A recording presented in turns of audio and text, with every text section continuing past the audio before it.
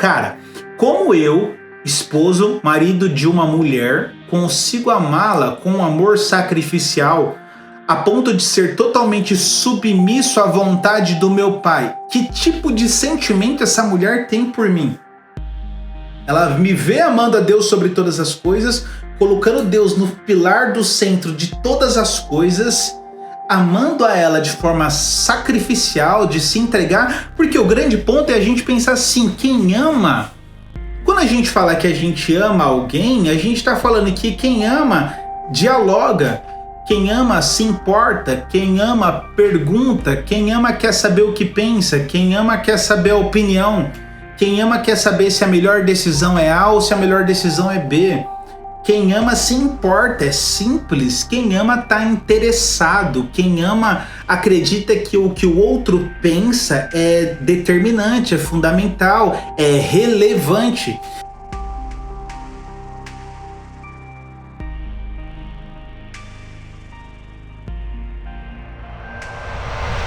Bom, vocês viram que o tema da chamada é a ideia de que mulher que é mulher, ela é submissa.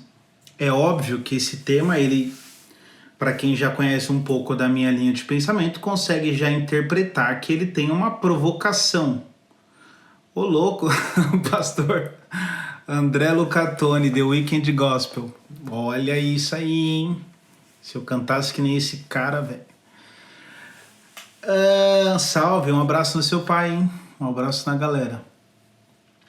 Então, ok, obviamente a gente não tem a leitura de que essa frase, essa chamada desse título, ela é uma afirmação. Não nesse sentido da interpretação da palavra. Eu vou olhar uma hora para aqui, uma hora para aqui, para interagir com todos. Se você já tiver algum tipo de pergunta, eu vou desenvolvendo um raciocínio, vai interagindo comigo, manda um compartilhar, interage, porque quanto mais houver interação aqui, mais o algoritmo dispara essa live, mais ele anuncia para mais pessoas. Então, se você for colocando um joinha aí, colocando um tchauzinho, isso ajuda o algoritmo a interagir com mais pessoas. E para quem está produzindo conteúdo, sabe como não tá fácil para a gente viralizar ou fazer com que o conteúdo chegue para mais pessoas sem a ajuda coletiva. Pois bem, eu fiz uma provocação no texto dizendo que a gente fala muito sobre mulher submissa, e eu vejo sempre muito texto na internet batendo sobre a mulher submissa, e de um tempo para cá você teve uma oposição, que é o próprio movimento feminista, dizendo assim, como assim, cara? Como uma mulher submissa, somos todos iguais, e essa discussão sempre ficou muito quente na sociedade, e parece que a nossa forma de abordar esse assunto, a gente coloca argumentos para o movimento feminista pegar esses argumentos e interpretar como uma loucura, um devaneio. Eles falam assim, cara, vocês estão vivendo em que época? Vocês estão na época da pedra. Como vocês podem considerar uma mulher submissa? Como vocês podem considerar que uma mulher tem que virar um capacho, um cachorrinho, tem que fazer o que o marido manda? Que tempo vocês vivem? Mulheres iguais, direitos iguais, e toda essa construção dessa mentalidade. Uma das provocações que eu fiz também é sobre essa questão da terminologia usada lá em Gênesis como ajudadora. E far-lhe-ei uma ajudadora. Então, a gente tem no inconsciente coletivo, o que eu quero dizer com isso é tudo aquilo que é passado de pai para filho, de igreja para igreja, de pregação em pregação. A ideia do inconsciente coletivo, a ideia da mulher ajudadora é sempre uma ideia daquela que é inferior. Quando a gente pensa no ajudante de pedreiro, a gente pensa numa prática de inferioridade. Então, aquele que é o ajudante, ele não é o personagem principal, ele é só o ajudante e ele é inferior à situação em si. Só que a palavra ajudadora, no hebraico, ela não tem a ver com essa ajudadora nessa interpretação. A palavra ajudadora ali, ela tem uma ideia mais ou menos que um convite, mais ou menos assim, você está numa guerra, os seus inimigos estão dominando o seu território, você já utilizou praticamente todos os seus recursos e aí você aciona a tropa ajudadora, que é essa tropa que vem para um socorro no limite da situação. Então, note que no hebraico, para o judeu, a ideia de uma mulher ajudadora, ele já interpreta com algo diferente do que a gente entende aqui, com essa percepção de alguém inferior. Então, o ponto número 1, as duas provocações iniciais é mais ou menos isso. É essa ajudadora e essa distorção da palavra submissão. E aí, quando eu vejo muita provocação sobre a palavra submissão, quando eu vejo toda essa indústria batendo nessa tecla e usando isso contra os próprios cristãos e a gente fica meio que sem argumento, tipo, então a Bíblia é machista? Então quer dizer que a religião de vocês é uma religião construída dentro do alicerces dos homens, então você tem 12 discípulos homens, então você tem o Deus Pai, então você tem o Deus Filho, então tudo gira em torno do homem. É claro que eu também não posso deixar de fazer uma provocação cultural que antigamente um judeu ele acordava de manhã e a primeira oração que ele fazia era: Deus, muito obrigado, porque eu não nasci mulher, eu não nasci cachorro e eu não nasci samaritano. Então, a ideia de inferiorizar a mulher por interpretações distorcidas da palavra ou por toda essa sociedade patriarcal, ela já é muito antiga. Então já há um convite para que se distorça a verdade. Um ponto que a gente tem que lembrar é que o apóstolo Paulo ele faz Isaac, parabéns papai, saudade meu brother. O apóstolo Paulo ele faz uma provocação muito interessante. Ele fala assim como o esposo é para a esposa, assim é Cristo para a igreja. Ele faz um link, ele faz uma provocação dizendo assim, cara, as duas realidades, elas são simbolismos. Ou seja, o casamento entre o homem e uma mulher é uma representação, é uma materialização de algo que já está na mente de Deus. Antes da fundação do mundo, Deus já tinha Cristo, Deus já tinha no seu projeto a igreja. E há alguns teólogos que dizem que o primeiro casamento que Deus fez foi Cristo e a igreja. Então, esse amor de Cristo pela igreja, que é um amor que a gente interpreta como um amor sacrificial, um amor que se entrega, é a base para a gente entender o texto. Porque no texto, o apóstolo Paulo está dizendo assim, gente, prestem bastante atenção, porque mulheres, sedes submissas aos vossos esposos, assim como a igreja se submete a Cristo. E ele fala, homens, amem as vossas esposas como Cristo amou a igreja. E aí eu acho um lance muito absurdo, porque o apóstolo Paulo ele convida ao homem dentro do casamento a ele assumir um papel de submissão total à cabeça que é o Cristo. Ele convida o homem a ser um homem extremamente entregue e submisso à vontade do Pai. E aí você vê até o paralelo entre Jesus e Adão, que Jesus ele cumpre a vontade do Pai e o próprio Adão não cumpre a vontade do Pai. Adão no paraíso tendo tudo e todos os recursos não cumpre. Jesus no deserto com a ausência de tudo cumpre o propósito do Pai. E aí o Paulo está dizendo, homens, sejam submissos a Cristo. E aí vem a minha primeira provocação, porque vamos criar um cenário, né? Vamos imaginar um homem submisso a Deus, submisso à vontade de Deus, um homem que ama a Deus acima de todas as coisas, um homem que pretende viver e tenta viver a totalidade da palavra, um homem que ama a palavra, um homem que vive temente a Deus, ele procura perceber a voz de Deus em todas as realidades, em todas as suas decisões, um homem que tem Deus como o seu elemento central de vida. Imagine esse tipo de homem. Então imagine que esse homem ele é casado e os valores da vida dele, os princípios da vida dele gira em torno de não desagradar a Deus. Um homem que tenta revelar a glória de Deus em todas as suas relações, em tudo que faz.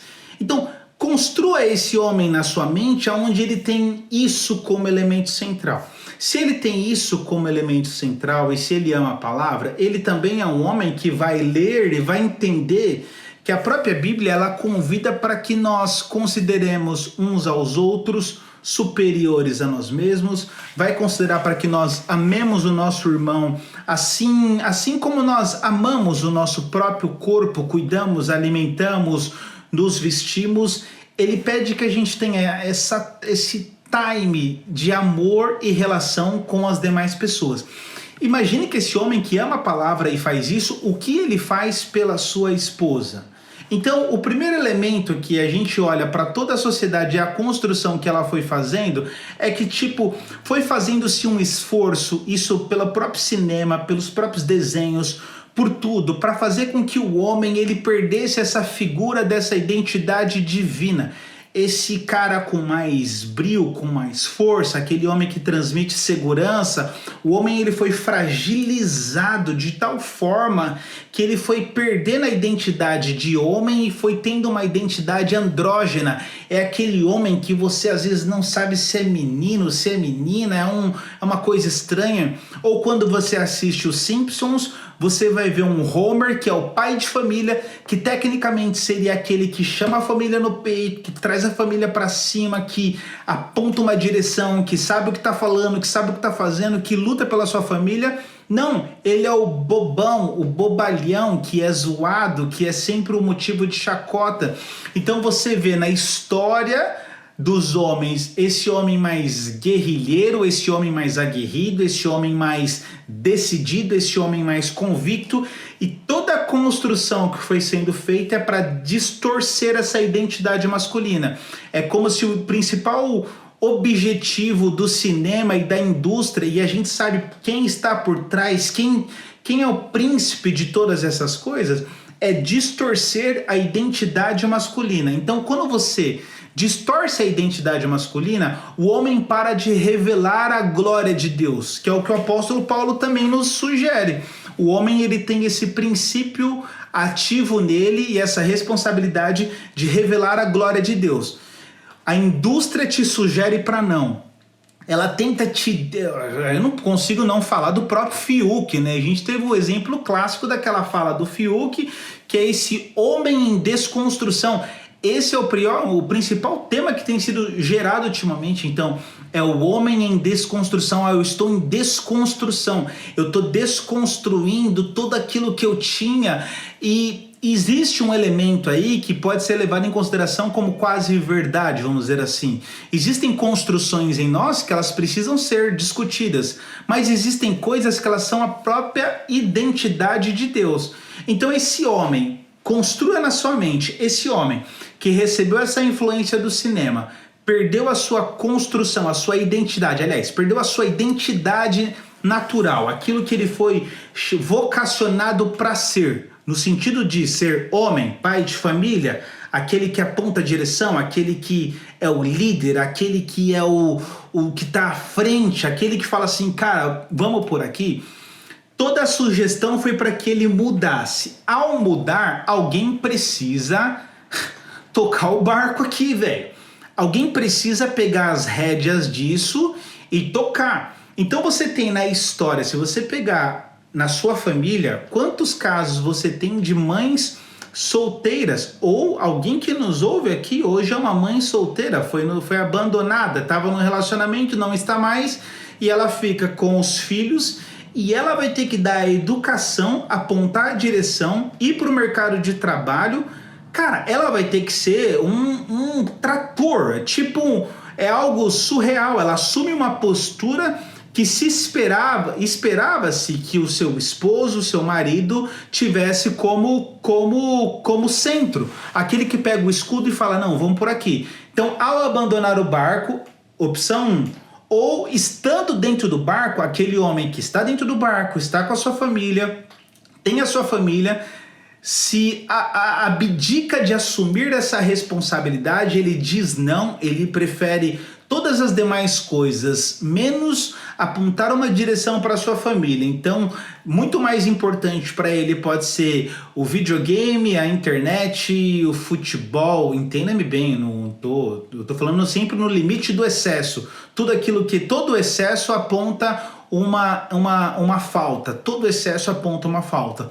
Imagine que ele vai para esses pontos de fuga, até porque ele tem no seu inconsciente a lembrança de como seu pai se comportou. Então, inconscientemente, ele começa a reproduzir esse papel.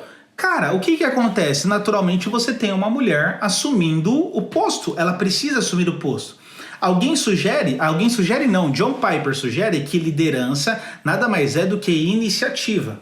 Então, quando a gente olha para o texto sede submissos, eu gosto da definição e a provocação que o Augusto Nicodemos faz, que ele fala assim, peraí, a gente pode ler que ser submisso seria mais ou menos algo como esposas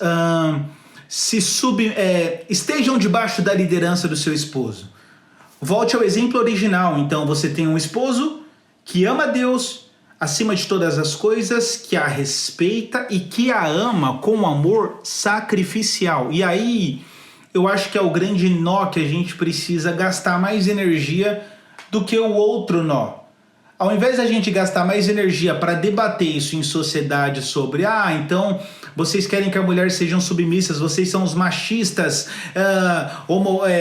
eu sei o que, fóbicos.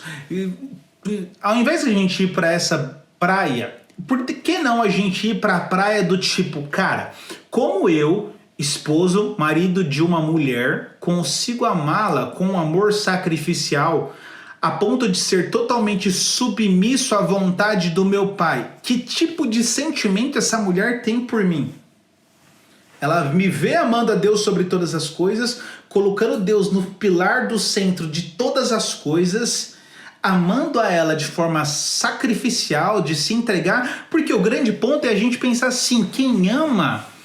Quando a gente fala que a gente ama alguém, a gente está falando que quem ama dialoga, quem ama se importa, quem ama pergunta, quem ama quer saber o que pensa, quem ama quer saber a opinião, quem ama quer saber se a melhor decisão é A ou se a melhor decisão é B. Quem ama se importa, é simples. Quem ama está interessado. Quem ama acredita que o que o outro pensa é determinante, é fundamental, é relevante. Então, quando a gente pensa na ideia de submissão, a gente distorce essa ideia trazendo mais ou menos assim. Então, mulher, é o seguinte, o que seu homem falar para você fazer, você tem que fazer. Bom, há um caso do pastor que recebeu um casal no gabinete. E o casal começou a falar e a mulher falou, pastor, eu tô preocupada porque o meu esposo, ele criou uma lei em casa que eu tenho que pedir autorização para ele para ir no banheiro. Cara, você consegue ter noção? Alguém sentar na sua frente, alguém que diz que ama Cristo, sentar na sua frente e falar que o cara...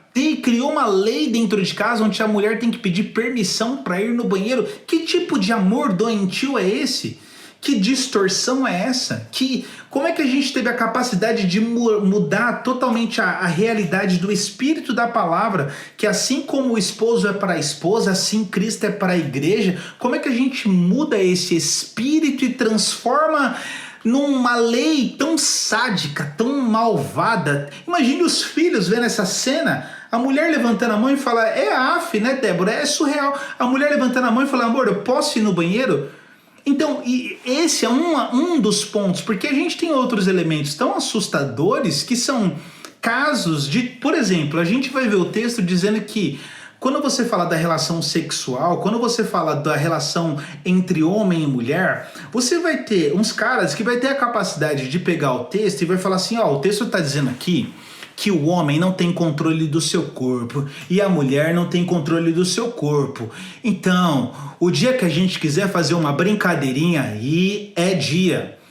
Então, você pega o texto num sentido que ele tem um elemento tão espiritual para se provocar, e você pega somente pensando no seu umbigo. Então a gente tem casos tão extremos que eu não sei nem se é válido eu comentar em live, mas são casos que aquilo vai se transformando num nazismo conjugal.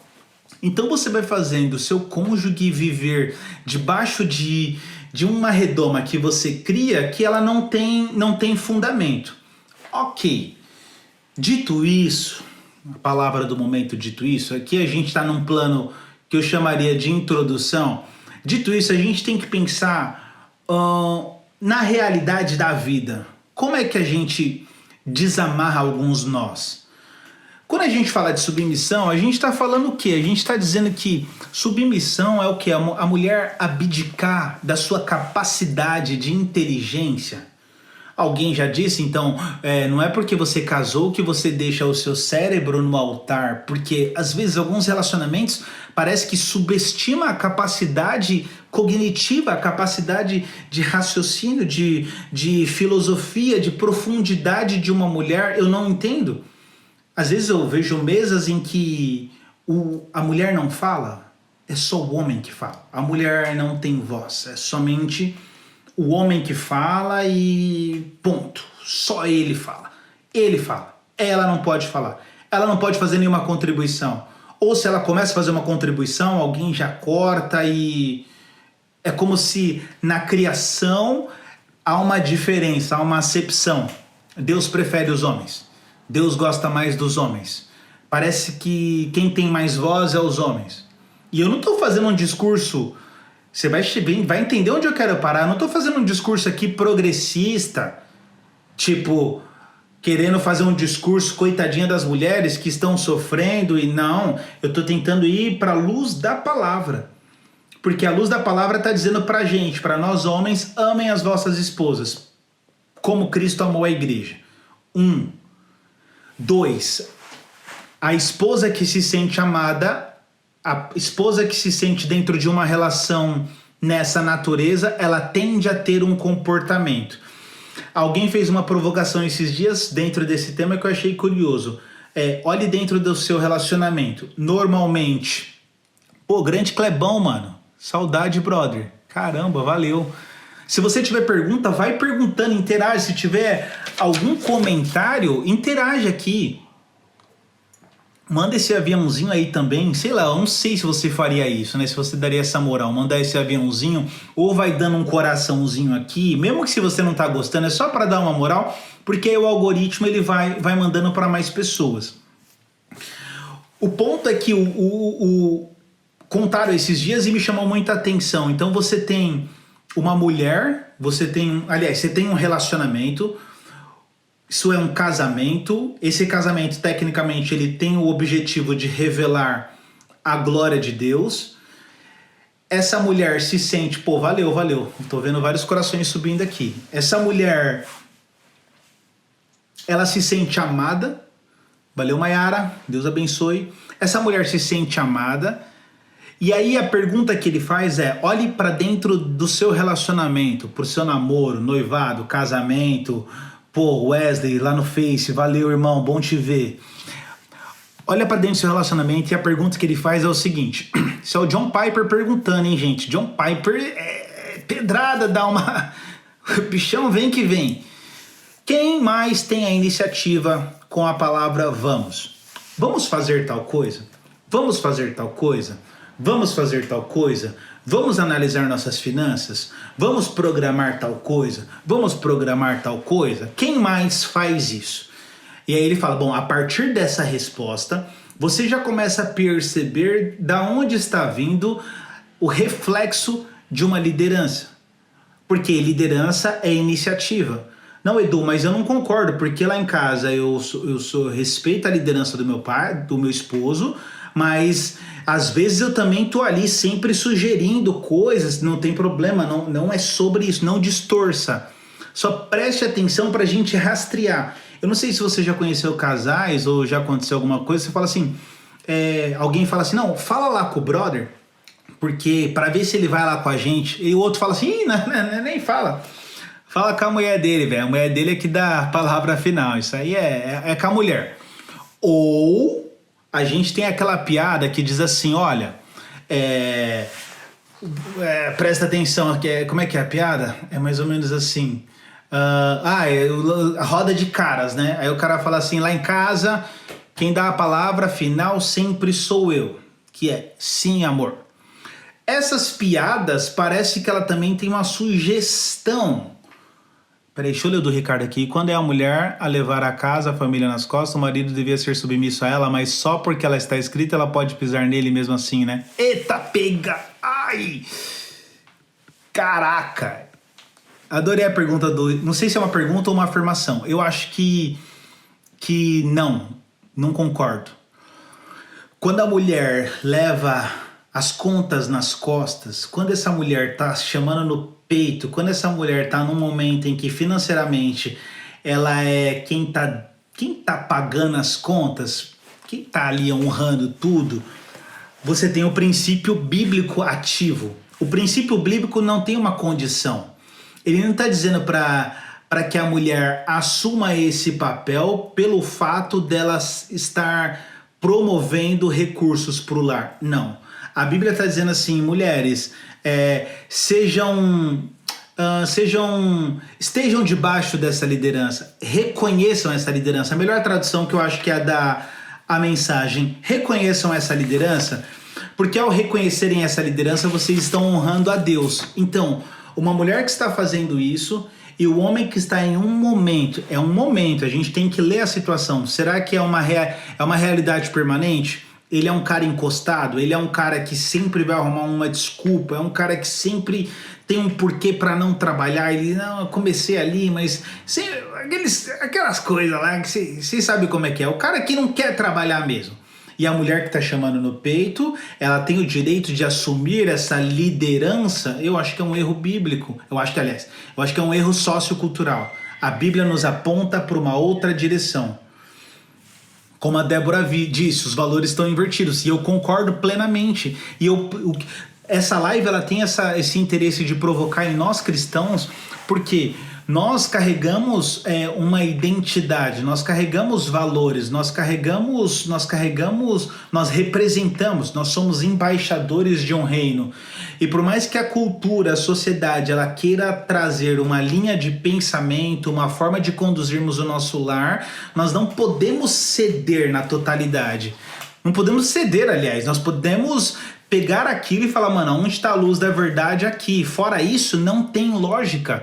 É a gente ceder pro mal, ceder pro diabo. Então, a grande pergunta que a gente tem que fazer pro cristão de hoje é: o que guia você? É a palavra ou é a sociedade? Então, a gente chega num tempo, por exemplo, vocês sabem que eu me tornei pai. E aí você tem um problema sério. Então, você tem uma indústria hoje sobre a indústria contra correção. E eu digo no sentido, às vezes, de uma palmada. Entenda-me bem, ninguém aqui é a favor de espancar uma criança. Mas você tem uma indústria falando, você não pode nem dar uma palmada. Você tem que deixar livre ali. Tá, e é baseado no quê que eu vou fazer essa construção de criação? Baseado na Tô dando um exemplo solto que me surgiu agora. É um exemplo sociocultural ou a partir de uma ideia que a cultura quer dizer para mim ou a partir da Bíblia? Tenho conhecidos assim, mesmo porque ela tem de ser submissa, ela tem a obrigação de fazer isso enquanto o bebê fica em casa. Não acho correto. Peraí, tenho conhecidos assim mesmo. Porque ela tem de ser submissa, ela tem a obrigação de fazer isso enquanto o bebê fica em casa. Não acho correto. Eu não entendi. Perdão, não consegui entender, mas eu entendo caras que distorceram as escrituras para fazer das suas mulheres uma espécie de escrava, fazer das suas mulheres, então a Bíblia torna-se o seu escudo, o seu pano de fundo, a sua ferramenta para fazer com que a mulher seja a sua serviçal. Fulana, traz aí meu café. Fulana, cadê minha roupa? Fulana, cadê isso? Cadê aquilo? Então você não tem a pluralidade de uma convivência democrática. Sem querer falar difícil, tipo, você não consegue viver dentro de um lugar... obrigado, consegui entender, perdão. Você não consegue viver de um lugar onde isso seja plural. Isso é surreal. Como que a gente consegue distorcer Que aí é o que o diabo fez. Então a gente, olha como as coisas são tão sérias. Distorcer, Jesus ele vai falar isso, fala, gente, tomem cuidado porque vocês vão prestar conta disso. Quando você pega a palavra e você usa a favor do seu interesse pessoal, é o distorcimento da verdade. E aí você distorce a verdade e a gente se assemelha a quem? Quem que chega para Jesus e fala assim, mas a Bíblia não diz para você transformar o pão em pedra? Quem que distorce a palavra para favorecer a si mesmo? A minha fúria é contra esses caras que promovem esses textos, ou promovem esses vídeos, ou promovem essas condutas, enaltecendo a submissão e não cumprindo... E não cumprindo esse papel mais profundo do que é ser um sacerdote. Uma das qualidades da educação dos ingleses é que eles sabem colocar uma certa divisão entre os afazeres. Você sempre vê um pai sozinho cuidando de um filho no parque, mercados e em vários lugares. Sensacional! Putz, sensacional! Você consegue estabelecer uma convivência pacífica, democrática, uma divisão. Então, enquanto um está fazendo uma coisa, o outro está fazendo outra coisa. Eu fico no Brasil, esse cargo é somente das mulheres, porque acham que é somente obrigação. Sim, é interessante porque às vezes eu vejo aqui a Mardila, ela tem uma ferramenta, ela tem uma única ferramenta, aliás, ela tem várias ferramentas que eu não tenho, mas ela tem uma tão poderosa com o Zac, que é quando eu não tenho absolutamente nenhuma força com aquilo, que é o peito. Chega uma hora que eu posso dar, mano, eu posso plantar bananeira, eu posso cantar, tocar, pôr flauta, pôr galinha, pôr pinguim pintadinho, fazer o que for. Não dá jogo, ele quer o peito. Existe o elemento de um limite. Agora, você tem uma construção social onde você faz a mulher... Por exemplo, lavar louça é coisa de mulher. Lavar roupa é coisa de mulher. Limpar a casa é coisa de mulher, passar ruva é coisa de mulher. Você você vai para um outro caminho, e aí você vai ter os caras que são ainda mais radicais, que eles vão dizer assim, então você tá quase com um pensamento aí em favor das feministas, porque dá um saco de cimento para uma feminista então carregar. Ele não vai pelo princípio da verdade, não há lógica, não há corpo, não há estrutura, não há condição. Você não tem corpo para aquilo. Ou para as que tem, vão ter. A minha cunhada, por exemplo, trabalha aí, mano. Chegou aqui, chamou no peito e trabalha com áreas que homens falariam: não, uma mulher não vai dar conta. E ela dá conta. Então, a distorção, ela é um convite da própria cultura. E aí eu fico tentando sempre provocar. E é o que eu falo aqui também com a Mardila. O nosso interesse é a gente entender que a nossa família é o maior instrumento evangelístico da terra, cara. Pensa nisso. Assim como a esposa é para a esposa, assim é Cristo para a igreja. Tipo, a lógica está exatamente aí. Não há nada mais poderoso para as pessoas verem e aquilo tocar as pessoas do que ver uma família alicerçada na verdade, alicerçada em Cristo. Uma família que ama a palavra, que ela é temente a Deus, e então ela num passeio ali entre a família, eu acho isso tão poderoso. Imagine uma família inteira no parque.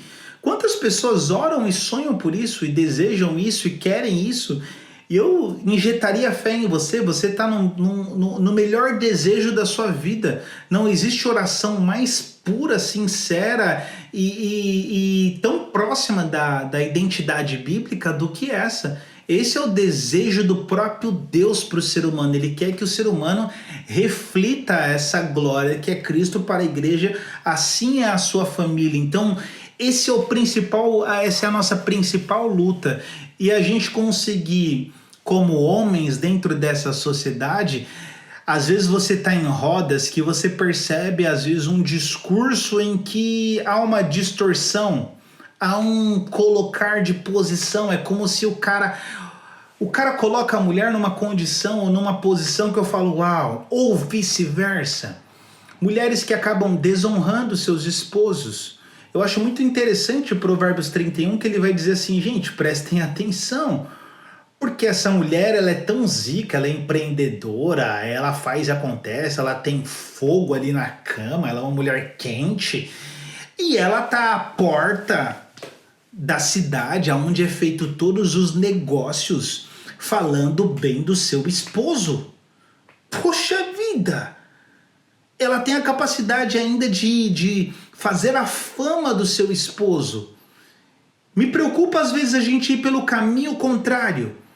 Então a gente tá com alguém, dorme com alguém, ama alguém e opta em estar em ambientes falando mal de quem a gente ama. Ah não, Edu, mas aí eu tô ali, é uma coisa de uma conversa onde eu tô buscando um conselho. Mano, tudo bem, não se aplica. Ali eu tô numa troca terapêutica, buscando, não se aplica.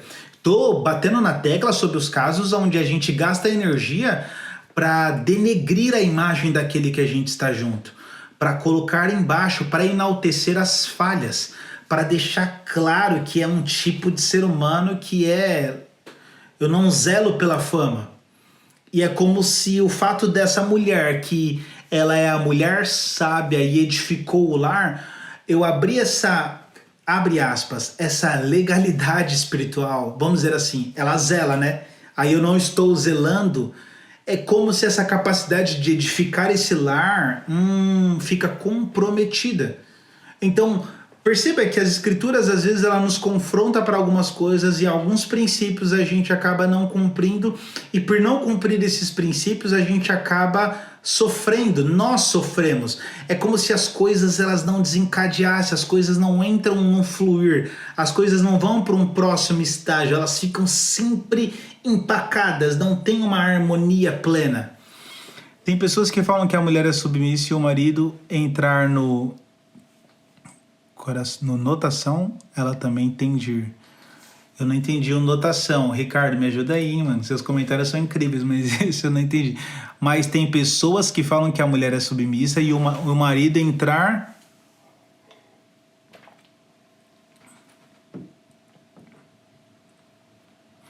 Ah, ok. Talvez eu não entendi a palavra usada, mas talvez é mais ou menos como se fosse assim... Botado. Você pediu desculpa e se escreveu no lugar de notação, botado. Rapaz, Deus abençoe o teclado do Ricardo, hein, mano? Vamos lá. Vai dar certo. Eu sei que vai dar certo, irmão. Não pega nada. Mas eu entendi, mais ou menos assim. Sensacional, cara. Isso é muito legal. Às vezes nós temos... E eu não sei se todo mundo já passou por isso, mas isso faz sentido. Às vezes... Os caras não tá deixando. O Ricardo tá piorando. Vai lá, Ricardo. Gente, ergam as mãos pro alto aí, ó. Intercedam pela vida do Ricardo. Eu acredito que em 4 horas ele acerta aí esse teclado. Olha lá. Vai, vamos lá, vamos seguir. Mas eu vou tentar falar sobre o que eu interpretei. Se eu tiver errado, você me corrige. Imagine a seguinte cena. Você tem uma decisão para tomar. Você é o cabeça. Dentro dessa lógica, né, mano, que a gente tem que entender essa relação do cabeça, porque se você não pegou o início da live, você não tá entendendo de onde eu tô partindo, de que ponto eu tô partindo desse cabeça. Eu tô partindo desse cara que ama a sua esposa. Eu já tentei abrir um pouquinho do que eu interpreto que é esse amor, o que é essa correlação, o que é essa troca. Tem uma decisão para se tomar. Esse cara, nós pensamos que ele não vai tomar uma decisão a partir de si próprio, né? Ele vai tomar uma decisão a partir de um diálogo, a partir de um acordo, a partir de pensar em todas as possibilidades junto com a sua esposa e falar, de fato nós vamos por aqui. Então os dois assumem a responsabilidade. Se os dois assumiram a responsabilidade, se der certo ou não, a Bíblia diz que aquilo que é ligado na terra é ligado no céu. Se der certo ou não, tá os dois juntos, estamos em Deus, porque ninguém toma uma decisão sendo cristão a partir de uma ideia do nada, não. Estamos em Deus, tomamos uma decisão e sabemos o resultado delas e chamamos do peito esse resultado, assumimos a responsa. Eu já conheci um cara uma vez que ele... Aliás, conheci um cara que uma vez ele mandou dinheiro, fez tal, e ele começou a mandar dinheiro para um lugar e a esposa dele falou assim, eu não acho uma boa você mandar para esse lugar. Era uma conta de uma terceira pessoa. E quando eles chegaram lá, cadê o dinheiro? Todas as economias de 1 ou 2 anos desapareceram. A esposa falou, eu não acho bom fazer isso. Eu não acho interessante fazer isso. Fabrício falou que lá na casa dele ele só concorda. E se der errado ela não tem de culpá-lo, pois ele é o cabeça e toma as decisões. Eu parto desse princípio da luz aqui, da Bíblia. Eu acredito que a partir da luz da Bíblia, essa decisão ela é coletiva. Eu não entendo que, se a gente olhar o espírito da criação da mulher, dessa ideia de sair, porque a Bíblia vai dizer que alguém vai dizer aí na teologia que quem faz a esposa é o marido, Deus fez a mulher. E essa relação, assim como o esposo é para a esposa, assim é Cristo para a igreja, essa relação de Cristo com a igreja é fantástica. Ela é junta, ela é integral. Cristo aponta a direção e a igreja está junta. Ela faz parte disso. Aqui nas nossas relações, então, por exemplo, como é que a gente vai permitir, já que o homem é a cabeça, ele vai tomar a decisão, nós temos 15 mil, eu vou decidir o que vamos fazer. Então eu vou comprar um carro conversível, porque é o que eu quero fazer. Não, isso daí não tem amor, isso aí tem ego. Isso aí tem o triunfo do seu ego. Isso aí tem a incapacidade de lógica. A decisão ela pode e deve ser a partir da harmonia. Alguém diz na teologia oriental que quando você olha para o Pai, o Filho e o Espírito, e eu vou usar esse exemplo para tentar traduzir, alguém chama isso, dessa relação de trindade, de pericorese. O que é a pericorese? É uma dança entre o Pai, o Filho e o Espírito, como se fosse uma cirandinha. É uma dança em que eles estão rodando em uma harmonia tão intensa que chega um momento em que aquilo vira uma leveza, aquilo eles não se percebem mais em razão da própria harmonia. Essa pericorese da Trindade também é um convite para se revelar no próprio casamento.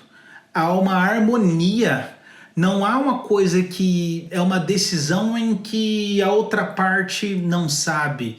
A gente já viu casos, por exemplo, de não tem problema, Rick. A gente vai te dar outro teclado. A gente vai fazer uma vaquinha aqui virtual, fica tranquilo. A gente tem casos de mulheres, por exemplo, ou homens que optam por fazer alguma coisa dentro do casamento sem o cônjuge saber.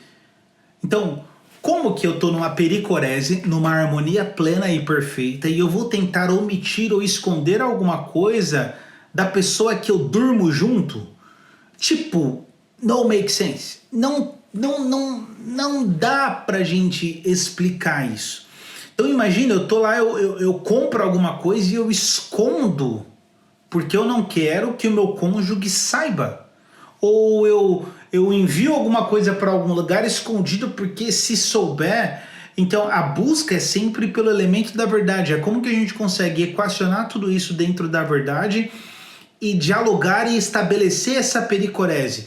Eu acredito plenamente, assim, eu não tenho nenhuma dúvida que a comunicação ela sempre vai ser o elemento mais importante dentro do casamento. Divisões precisam ser tomadas em conjunto, pois a mulher tem uma sensibilidade para certas decisões e a razão do homem pode não enxergar. Sensacional! Aplaudindo com os pés, como é que é lá que fala? Quando lacra, sensacional! A mulher tem ativado áreas... Ativado janela virou um neologismo, né? Uma nova palavra. A mulher tem essa ativação natural nela que o homem não tem. Então essa troca em conjunto é onde nos leva para a luz das decisões. Eu creio, concordo e assino.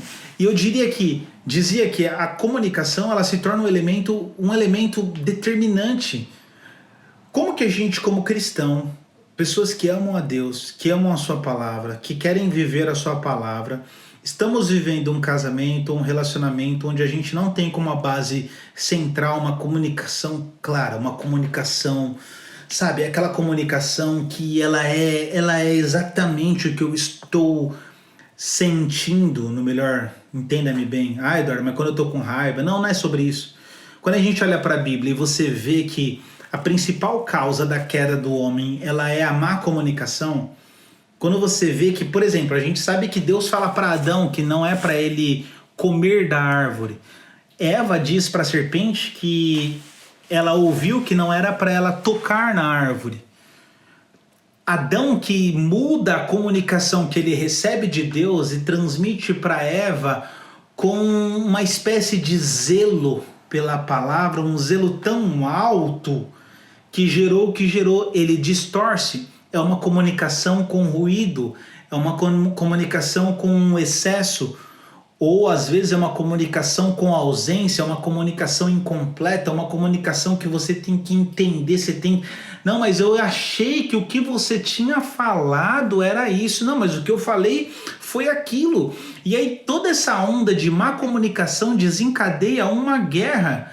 Ué, não era para você ter feito tal coisa? Não, eu achei que você ia fazer. Não, mas eu ouvi, eu entendi. Nossa, mas eu achei que... E ela não foi submissa, sim. Então, quanto mais a gente alinha o processo da comunicação, porque veja que a relação de Deus com o ser humano é uma relação baseada na comunicação.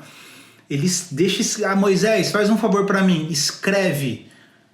Há uma comunicação, há uma troca, há um jeito. Deus, ele quer falar, Deus quer trocar. A linguagem é um presente divino. Então, quanto mais a gente coloca ela em atividade, em troca, mais a gente conhece o outro, mais a gente entende, percebe, alinha, faz alinhamentos onde a submissão em si se torna o quê? Tanto de um homem para Cristo, tanto de uma mulher para com um homem. O que isso se torna? Se é a verdade que está nos guiando ali. Um dos nossos esforços é fechar algumas portas. Então, quantos casos a gente já viu, por exemplo, de provocações de adultério que elas acontecem justamente pela ausência da comunicação? Então, por exemplo, em casa, o cara ou a mulher já não conversa mais um com o outro. Só que ele ou ela encontra alguém em que começa a bater um papo e aí alguém fala, nossa... Ai, como você é inteligente, nossa, vai, você é tão legal. Ai, e vai indo. E a coisa, daqui a pouco, vira uma ideia. E daqui a pouco, uma ideia vira um sentimento. E daqui a pouco, um sentimento vira uma ação.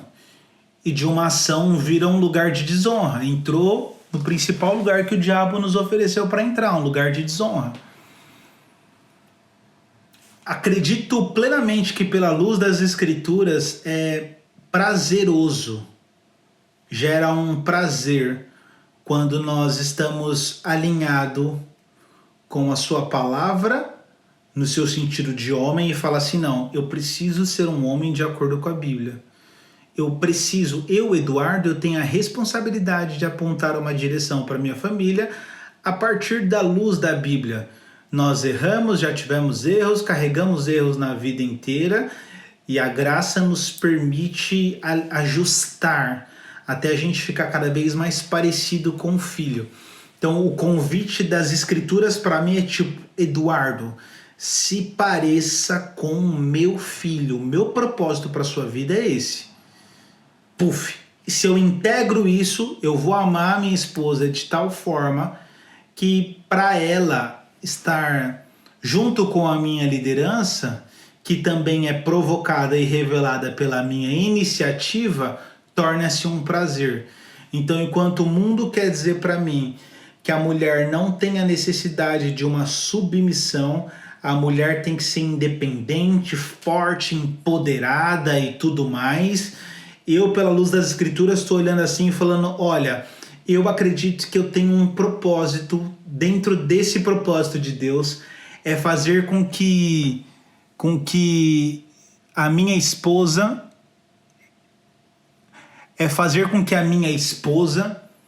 tenha a revelação total. Aliás, é fazer com que a minha esposa tenha ativado nela, eu sirva como um ativador do potencial dela. O potencial nada mais é do que o... Ai, meu celular tá caindo aqui. O potencial nada mais é do que esse poder inativo. Então eu tenho a leve sensação que eu chego no céu um dia e Deus fala assim para mim: Edu, cadê sua esposa? O quanto você conseguiu ativar daquele poder inativo que estava dentro dela? O quanto veio para fora, à tona, realidades dentro dela que nem ela sabia que existia.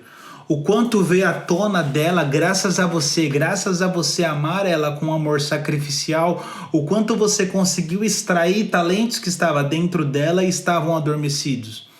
Quanto você conseguiu fazer isso, Eduardo? E aí eu tenho que responder e apresentar as minhas obras. Eu interpreto a lucidez da palavra a partir dessa ótica.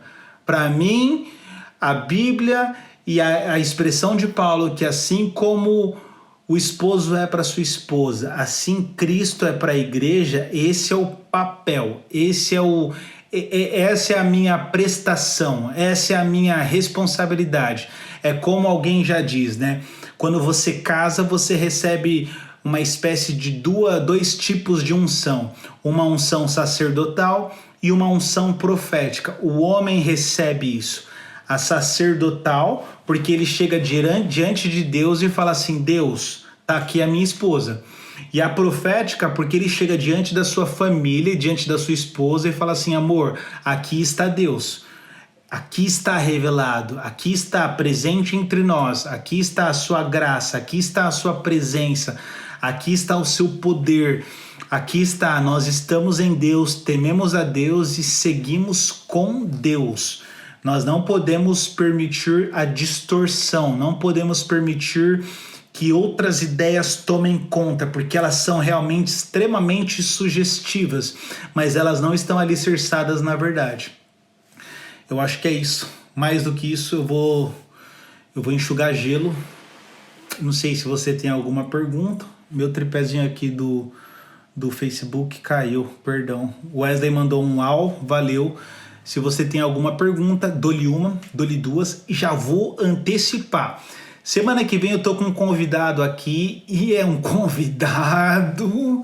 Rapaz, o negócio vai ser bom. Me ajuda na divulgação. Minha divulgação tá fraca, hein, velho? Eu tento, mas ela tá fraca, mas se vocês puderem me ajudar. Alguma pergunta? Não tem? Dou-lhe uma. Ô, Thiago, manda aí. Meu Deus! Thiago, posso nem falar piu-piu. Manda aí, Ti. Ixi, aí vem pedrada, hein, mano? Nossa, tô até esperando. Nem Agostinho, nem Lutero, nem... Sei lá, cara, nem John Piper, nem Paul Washer, nem essa galera vem com uma pergunta tão pesada. Quer que o Ricardo digita para você a pergunta? Tô aguardando a pergunta do Thiago. Mais alguém? Ninguém? Quando ela não chega, não vai ser o Ricardo. Não, por que não, Érica? Podemos articular isso daí, hein? Ser um potencializador de um potencial, o desafio não seria o ego? Putz, falei, velho. Vamos ver se eu consigo interpretar bem a pergunta, né? Ser um potencializador de um potencial, o desafio não seria o ego? Eu acho que sim. Eu vou tentar traduzir e ver se eu fiz uma tradução. Então, uma forma de você... O elemento para você conseguir potencializar... Aliás, o elemento que você luta contra para potencializar esse potencial do ser humano, esse poder que está inativo, o principal elemento que você luta contra é o ego. Eu acho que sim. E se eu estiver certo na pergunta, eu vou por um caminho. O primeiro, que o ego do próprio homem. Então, ele não está interessado em ele não está interessado em dividir a sua atenção. Então imagine que potencializar um potencial, que é meio pleonástico isso, né? Mas potencializar um potencial da sua esposa, imagine que ela fala bem. Obrigado, Ti. Imagine que ela fala bem e você potencializa isso, você quer que ela fale mais, porque seus raciocínios é muito bom, não sei o que, vamos pra cima e tal, leia mais, não sei o que. E aí você tá numa roda dos inteligentinhos e a sua mulher pode se destacar, porque ela fala bem, ela tem lá raciocínios para contribuir. o ego do cara pode ser tão grande que ele fala assim, eu acho nem tão muito bom, porque isso aí pode dar ruim. Eu perco a atenção, eu perco o brilho. Em contrapartida, no próprio indivíduo, na própria mulher, no caso, né, que ela tem aquele potencial, aquilo está inativo, aquilo poderia vir à tona. Porque a gente tem a lógica do ego, não, se a gente poderia abrir Freud aqui nesse campo mais dessa discussão do que a gente está dizendo que é esse ego, mas a gente tem esse ego desse ego que quer sempre se autoafirmar, mas tem aquele ego que está dizendo para o outro assim, não, fica aí mesmo, não põe isso para fora não, as pessoas não precisam disso, não tem necessidade, tem essa guerra do ego também, e pelo menos eu leio assim. Então eu acredito que a principal causa, principal não, acredito que uma das causas é o ego, e a nossa luta é essa, como esposo, como homens, como sacerdotes, como profetas, é a gente conseguir amar as nossas esposas nessa tonalidade, nesse tom, nessa envergadura bíblica e conseguir extrair dela esse potencial para chegarmos diante de Deus e Deus falar, mandou bem, mano, você mandou bem, Edu. Pô, obrigado, Rick, obrigado, Ti, valeu mesmo, hein, mano, obrigado ao pessoal. Semana que vem tem mais. A Fabiana falou que conhece alguém, hein? Poxa, quiser comentar mais, a gente ainda tem um pouquinho de tempo. Semana que vem, convidado aqui comigo, vocês estão convidados, vai ser um bate-papo. E tamo junto, Fabrício. Pô, valeu, hein, mano? Será que é o Fabrício que eu tô pensando que é o Fabrício que eu tô pensando? Putz, se foi, hein? Essa live ficou herminiana. Um beijo no coração, obrigado a todos e até mais. Valeu. Onde eu encerro? Obrigado, Érica. Obrigado mesmo, adorei.